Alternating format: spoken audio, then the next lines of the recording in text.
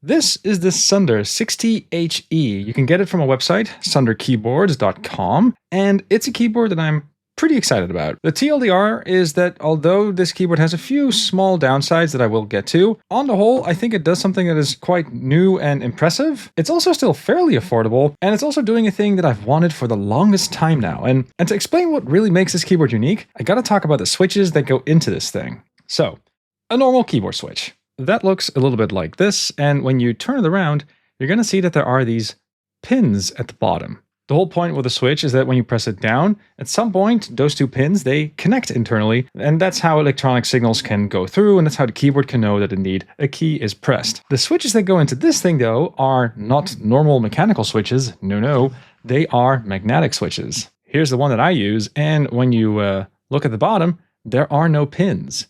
There is, however, a magnetic coil that's in the middle, and the whole point of a magnetic switch is that you don't measure when two wires touch. No, you use the magnet on the inside to detect how far the key is pressed down. And from there, one thing you can do with these switches is you can determine at what point the switch actually activates. You can do it maybe at half length all the way down, but it is something that you can now actually configure because the magnet is able to tell the keyboard how far it's pressed down. And what this keyboard allows you to do is it allows you to use magnetic switches and use VIAL, although it's not the official VIAL, I think they made a port of it, but you can use VIAL to configure this keyboard. So if you like VIAL as a configuration software, which I gotta say it's pretty good stuff, then you now have a keyboard with magnetic switches and one in an ergonomic layout. And as far as I know, it's the first of its kind. I've seen normal mechanical keyboards. In fact, there's a whole lot of them these days that have this magnetic switch, but this is the first time that I actually see one with an ergonomic layout.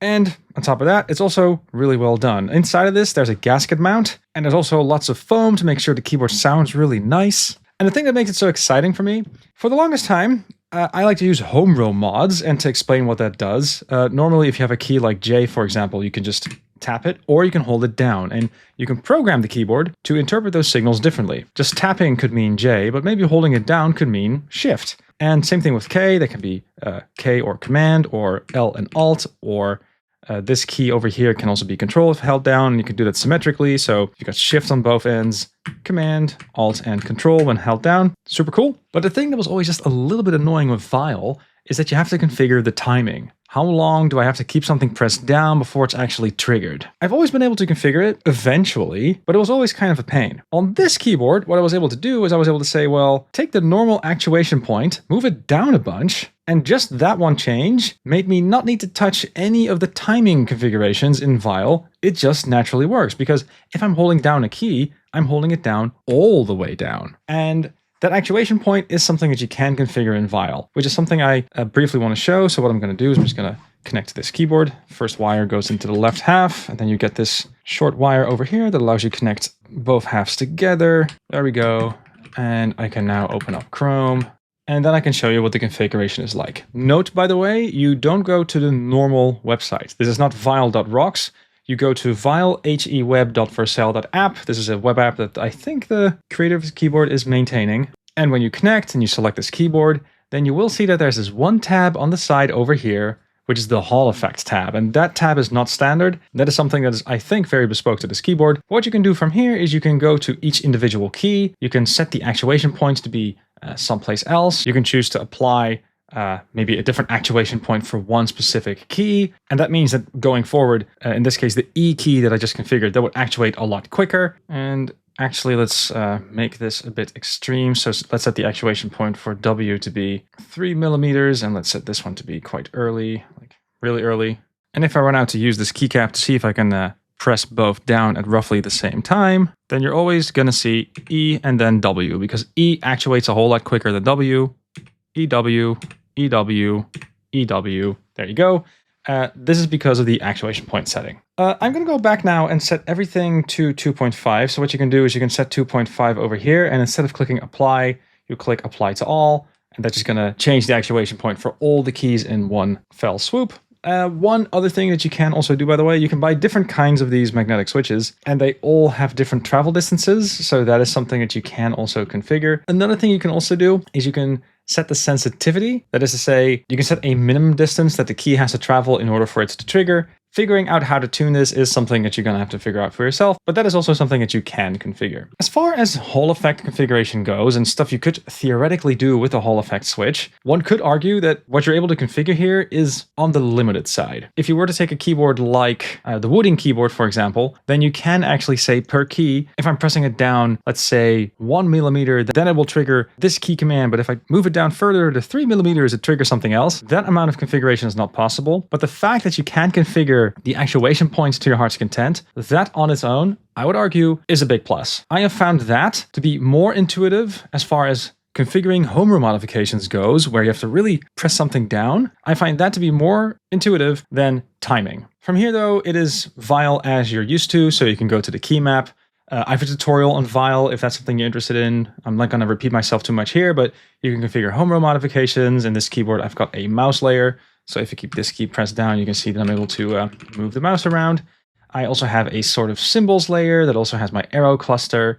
That's all well and good. And, I can also add some macros to these keys if I like. VIAL is not perfect. There is better configuration software out there, but VIAL is a really nice standard. It gives you a GUI, and it does, in my book at least, get the job done. Now, one pro tip about these switches, by the way, I bought them from Wooding. They have, I think, the most affordable switches.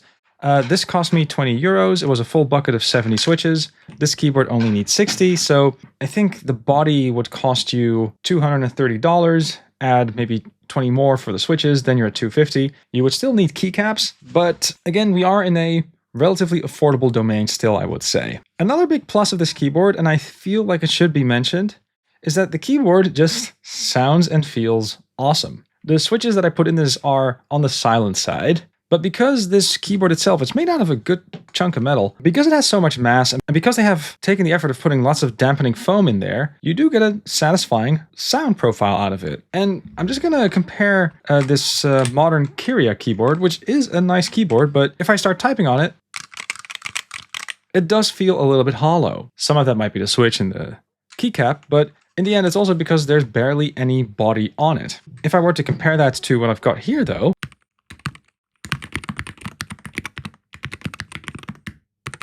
so if you are the kind of person that really likes the keyboard's sound and you're looking for something ergonomic, this is also a feature that you'd be interested in. A final positive that I gotta mention, by the way, is the fact that they also give you this carry case. The keyboard itself is actually pretty small, all things considered. And you can just put it in, like so. Fits nice and snug. You also get a screwdriver, by the way. You can just fold it up. And quite honestly, this is one of the smaller pouches for a keyboard that I've seen so far. This is the pouch for the Voyager, which is one of the best keyboards as far as carrying goes. And you can see that in terms of width and height, it's, in the ballpark. Sure, it's a bit thicker, but it's a contender. Especially when you compare it to the carry case for the Digma Defy. So again, there's a lot of upsides to this keyboard, but as always, no keyboard is perfect. So I do want to mention a few things that I think are downsides.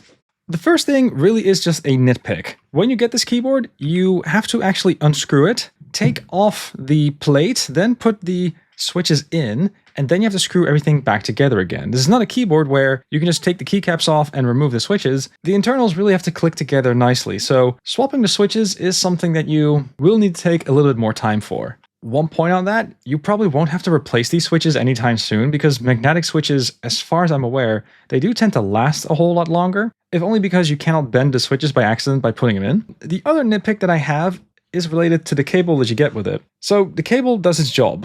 You can just plug it in, and it will work, but the cable is on the short side, and I will tell the manufacturer this. I would recommend maybe a somewhat longer cable. If you have a longer cable yourself, this will also just be a non-issue. But if I were to put my Mac trackpad in the middle here, you will notice that it is really stretched at capacity just to have that one trackpad in the middle over there. Now, it gets the job done, just to be clear on that, but I do think it might be better to have a slightly longer USB cable here. If only because if you have wider shoulders, like I do, you do want to have a little bit more distance there. Another small detail, and I think it's not going to be that important for most people, but again, it's good to know.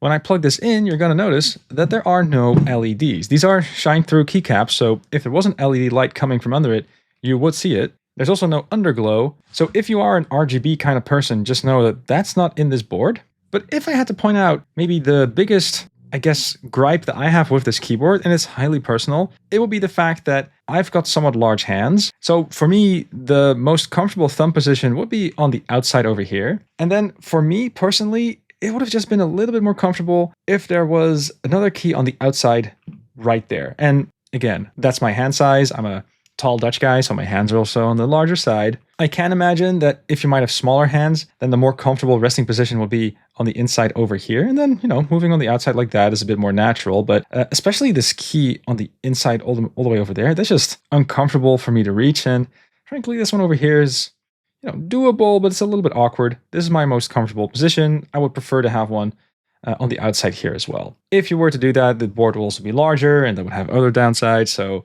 I do get the design decision there, but that is something to be aware of. On the contrast though, one thing you do get with this keyboard is you get 3 extra keys on the inside over here. So depending on the kind of shortcut that you're interested in doing, you can also maybe move some things around, such as you can do that with your index finger by just floating. I'm also sure that you've noticed that there are no palm pads for this. I checked their website. I think they don't sell them either. I'm sure you can get something for yourself if you're really into it. So this will be a keyboard where floating would be the name of the game. You are going to float your hands a bit more on this guy. I think floating in general does have a lot of ergonomic benefits. It's something I underestimated earlier in my quote-unquote keyboard journey, but floating will be good for this keyboard. The keyboard stagger, the pinky stagger could be a little bit more aggressive to my taste, but as is, it's fine. But yeah, the one downside for me at least is just the shape of my hands. I think for me personally, the perfect position for the thumb key would be kind of in the middle of these two. Another downside that I only realized after making this initial recording, which is why I'm overdubbing, is the fact that this is a full metal frame and there is no tinting solution for this keyboard either. You might be able to do something with a book or something like that, but there's no screw that you can pull in. So this is a keyboard that is designed to be flat on your desk. There are ergonomic benefits to having your hand be a little bit more tilted like so. That's not going to be super duper straightforward to do with this keyboard. Good to remember that as well. But all in all, still, I think this keyboard is interesting. And I also think it really does address a thing that I've wanted to have for the longest time. I'm super excited to see more of these kinds of keyboards with these kinds of switches. I'm also hoping for a day when, although I do think VIAL is great, you can just imagine that if you have VIAL software, but really specific to these switches, that you can also do a lot of awesome stuff. But if you're the kind of person that likes these gasket mounts, wants to have an ergonomic keyboard, but really likes to have that thocky sound, this keyboard could be a solid contender, I gotta say. If this sounds like something that's interesting to you, check out the links in the show notes. I definitely think it's an interesting board. I think also the first time for me where I was able to buy one of these boards with VIAL, that does honestly feel very premium. The metal work on this guy is really well done. There's a nice little brand there. So yeah, a few downsides, but all in all, cool board.